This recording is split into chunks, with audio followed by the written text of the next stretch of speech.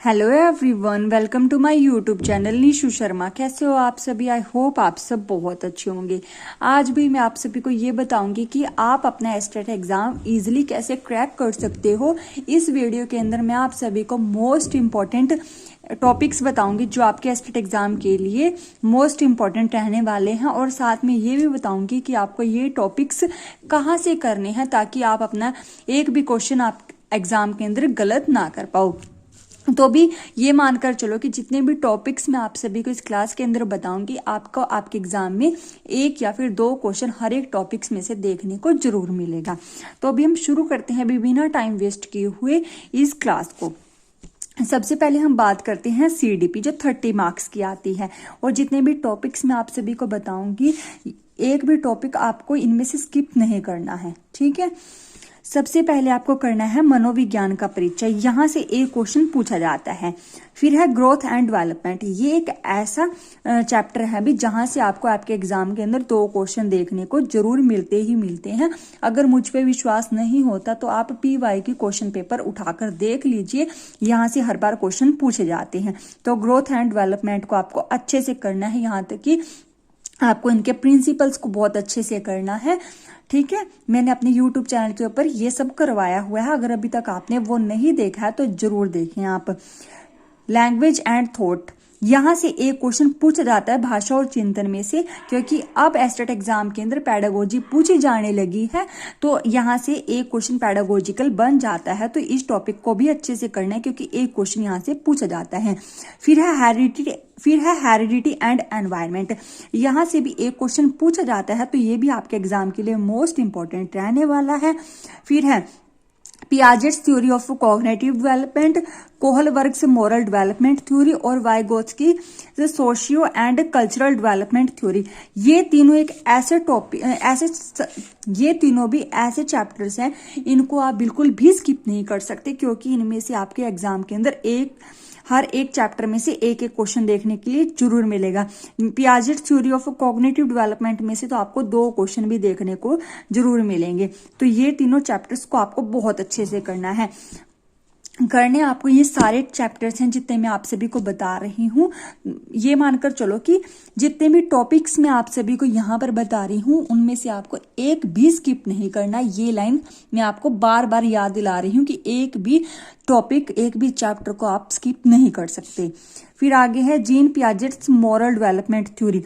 Gene पियाजे का नैतिक विकास का सिद्धांत, यहाँ से भी एक क्वेश्चन पूछा जाता है। फिर है एरिक्सन का मनोसामाजिक विकास का सिद्धांत। यहाँ से भी एक क्वेश्चन पूछा जाता है। पीजीटी में तो खासकर पूछा जाता ही जाता है और टीजीटी में भी पूछा जाता है। फिर है भाई बुद्धि यानी इंटेलिजेंस।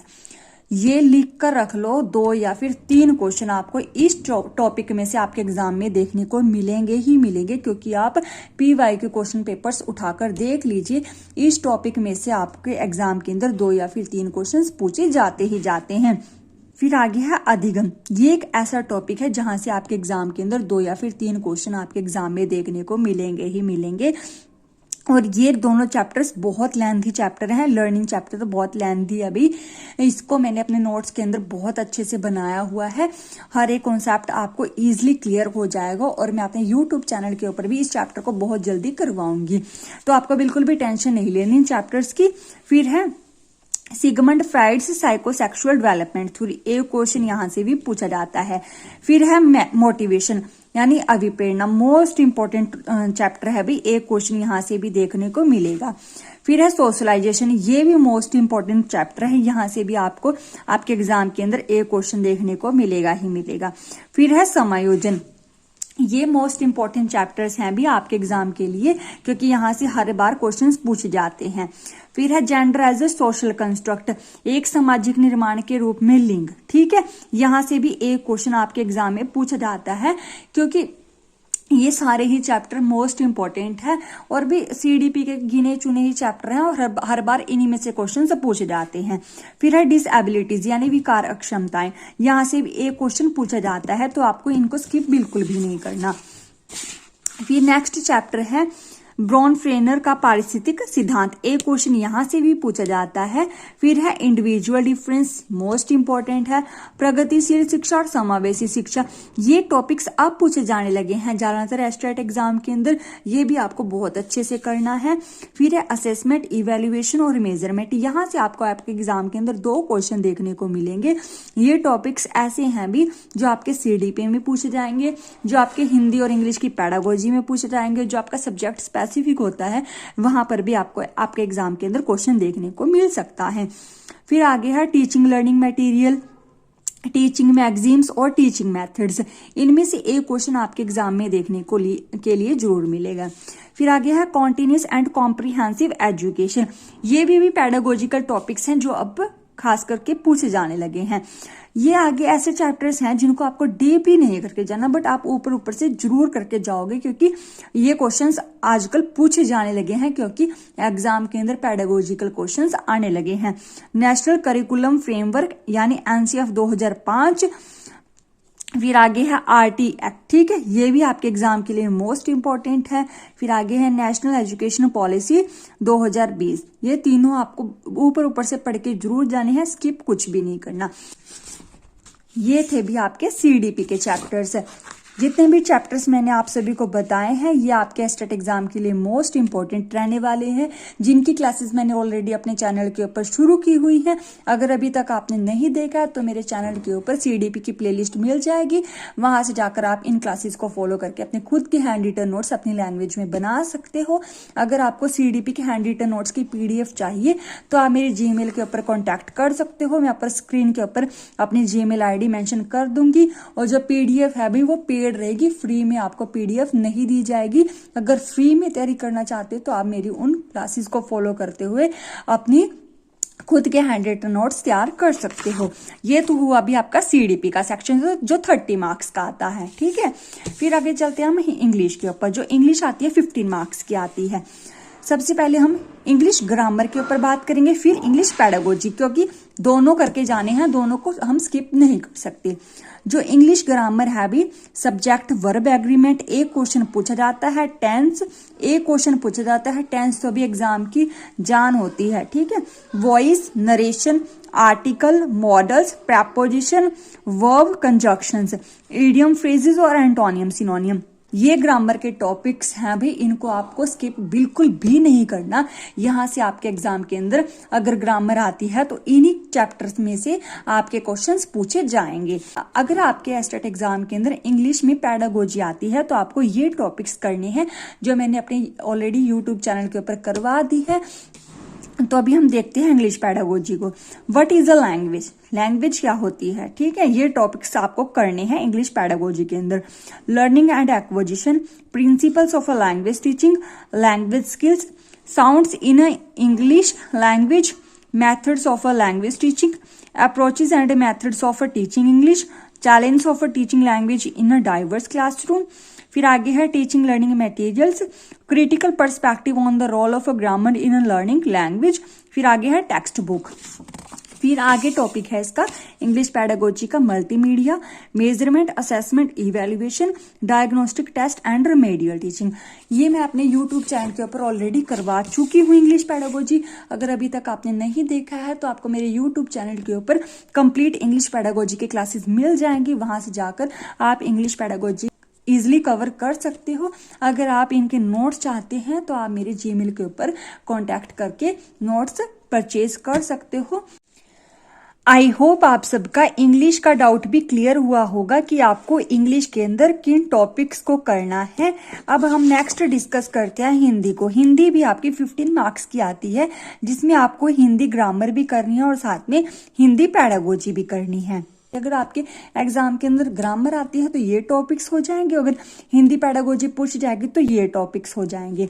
हिंदी ग्रामर में वर्णमाला, संज्ञा, सर्वनाम, समास, उपसर्ग, प्रत्यय, संधि, ये तो ऐसे टॉपिक्स हैं भी जिनको आपको बिल्कुल भी स्किप नहीं करना।